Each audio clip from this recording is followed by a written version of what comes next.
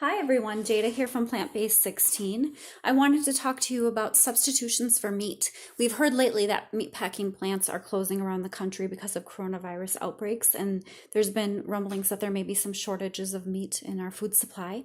And so I thought I wanted to share with you some ideas to do replacements for meat that might be kind of outside the normal thought process. Of course, there's a lot of things in the grocery store, veggie burgers and Gardein chicken nuggets that are delicious, but those are going to be probably going off the shelves pretty quickly. So let's look at some other options. All right, so first let's go to our hippy dippy 70s product of tofu. All right, so tofu is made from soybeans, which makes it an excellent source of protein because it is a bean. Any bean product is a longevity powerhouse. If you want to learn more about that, check out Michael Greger at nutritionfacts.org. The first thing to know about cooking tofu is that you need to drain it. You can do that on a cookie sheet with a wire rack on a cookie sheet, I guess I should say, and put a little weight on there, and you will have all the liquid off in a short period of time. Or you can just use paper towels and a couple cutting boards with, canned goods on top.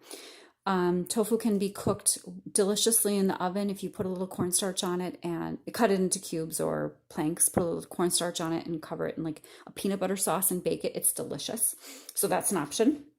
Tofu, you can also fry it up in a pan. Plant-based eaters don't use a lot of oil, but if you are eating the standard American diet, I'm sure that a little oil is not going to be a problem for you.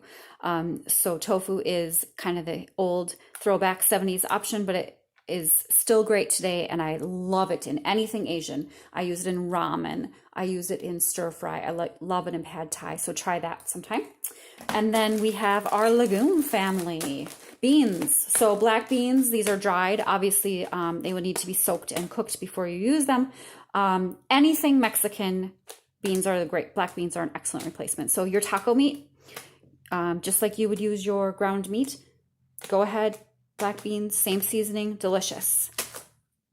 We have green split peas. We're all familiar with split pea soup. These are a member of the legume family. Another great hearty addition to many dishes.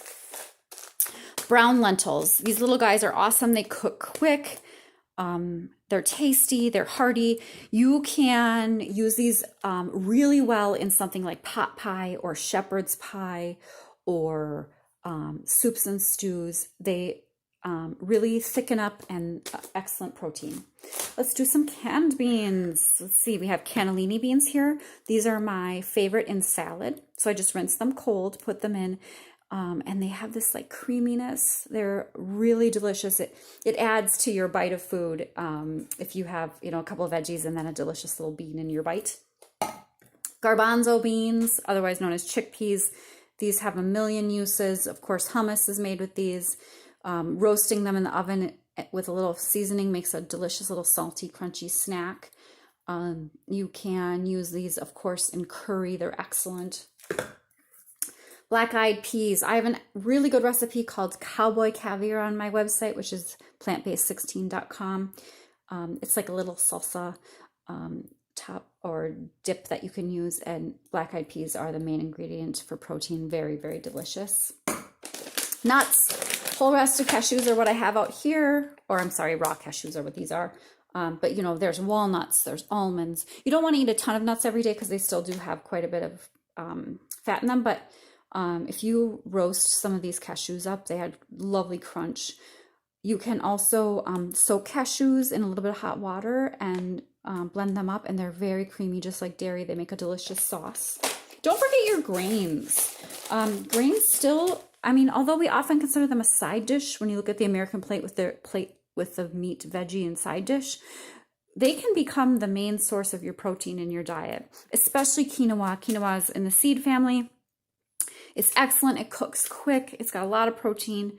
It is a great addition to many dishes. Farro, we love farro in this house because also it cooks much quicker than other grains, and it doesn't have the arsenic of brown rice. If you are building yourself a taco bowl or a burrito or something Asian, farro is a great addition, and it does have protein, don't forget. And then mushrooms, don't forget about mushrooms. Portobellos are thick, meaty, delicious. They marinate and grill deliciously. I have some white button mushrooms here and some shiitake.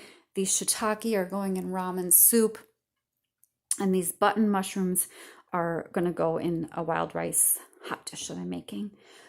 So you have some alternatives to your regular protein sources. If we have a shortage of meat, please consider trying them.